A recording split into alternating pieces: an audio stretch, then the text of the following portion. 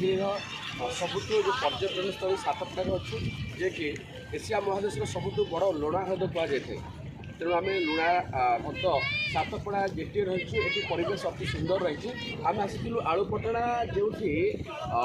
संतोषी बालिका रामनाट्य परिषदर अनुष्ठित होता नवकुश जन्म द्वितीय प्रोग्राम कार्यक्रम नवकुश आम ये अभियान आरंभ कर पिला गोटे आग्रह रही है से सातपड़ा बुलिबे सातपड़ा बुली तार सौंदर्य को अनुभूति सौंदर्य जो चिलिकार सौंदर्य चिलिकार सुषमा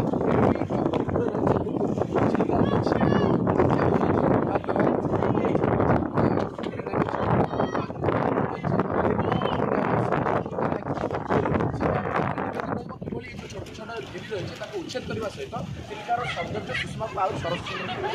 देवा सन्तोष।